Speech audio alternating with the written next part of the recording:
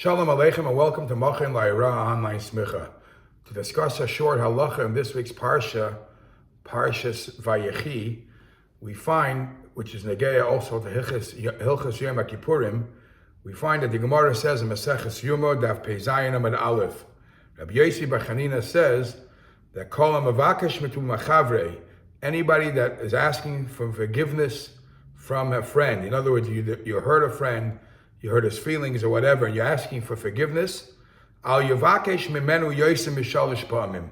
Don't have to ask him more than 3 times. If the person is being stubborn or hesitant to forgive you, 3 times is enough. And we learned it from this week's Parsha, that after Yaakov Avinu passes away, the brothers are afraid that Yosef will take revenge for what they did to him. So they say these words, Ana, Sana, Va'ata Sana.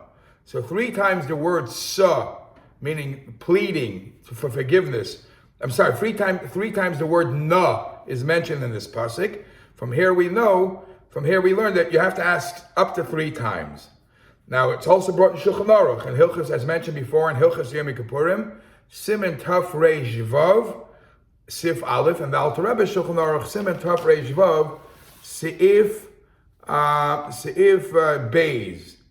And the Alter Rebbe says you have to try 3 times and always find other people to go with you and try again and again.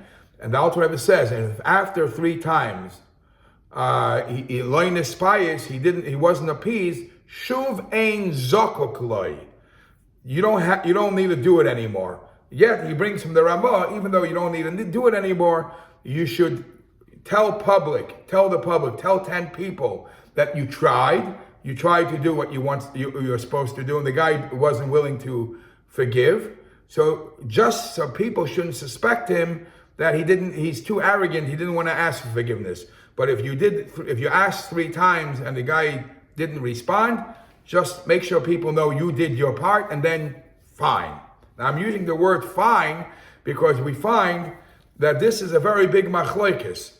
What's the machlokes? The Lashon HaGemara is that when you want to ask for forgiveness, don't al yavakesh mimenu. Don't ask more than 3. Now the Shulchan Aruch uses the word ein a zokuk. You don't have to ask more than 3, but it doesn't say don't. From the Lashon HaRambam, the Rambam is mentioned. I'll tell you where in a minute. The Rambam in Perek Beis Halacha Tes, the Rambam is mashma that you're not allowed to ask more than 3 times. So this alone is up for debate. The Mishnah Brura brings this in Siman Taf Reish Vav Sifkat and Hey, if you're allowed to or you don't have to. Now, should you? Is it preferable? There's an old discussion, but we learned this from this week's parsha. Now pay attention for a second. The results of this discussion between the Yaakov's sons, between the brothers and Yosef, they asked for forgiveness, and it doesn't say what happened. Did he forgive them or not?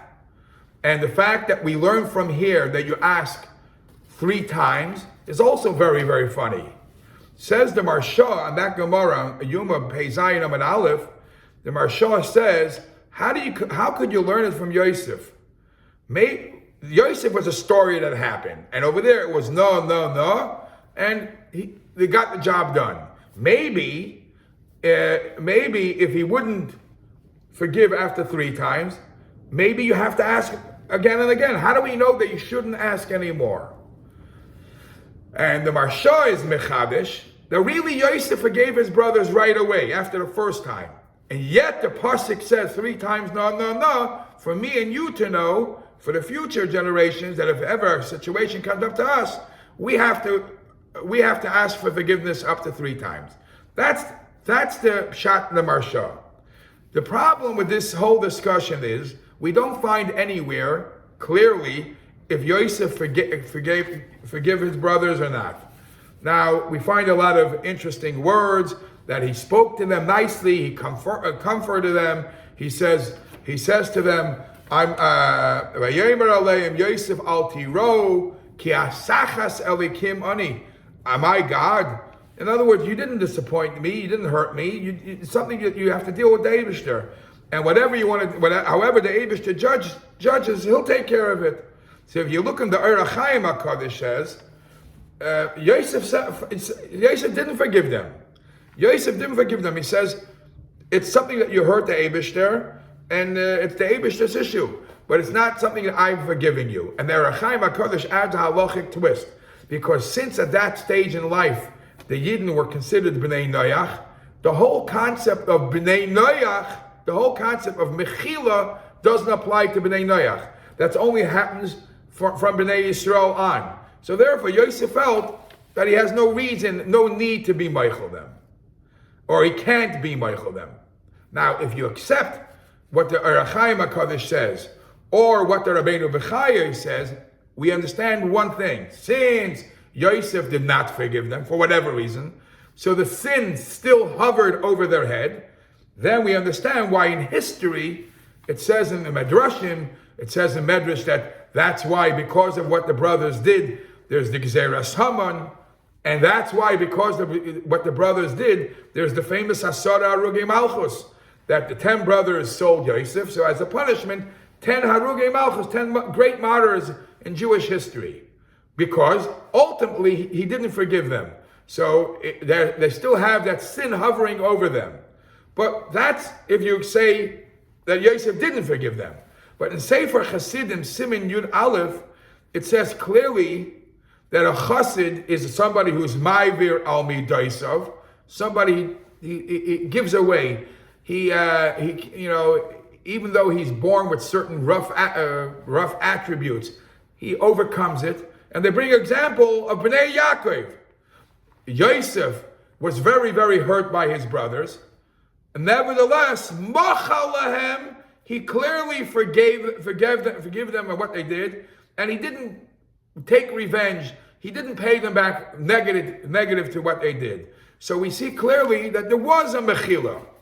Some say there was a mechila. Some say the Orach Chaim says he felt he didn't have to. He can't be Michael because he's a ben Noach. So from the other, if there was a mechila, then it doesn't make sense. The Chida asked this question on the Sefer Chassidim: if it was a mechila, why there's so many punishments? Why is there punishments in there for the Harugei Malchus? Why does the Medrash Rabbah say that Haman, the Gzeras Haman, became of what they did? But they were forgiven. So the Chida says that the Aveda the brothers did to Yosef was twofold. A, they heard him, and B, they went against, they made a chil Hashem against the Eibishter. So he was able to forgive them according to Sefer Chassidim. But the part that the chil Hashem of the Eibishter is very, very makpid on a tzaddik kechut hasayra, and therefore that's the punishment they're getting for generations later on. Now, but others discuss this issue.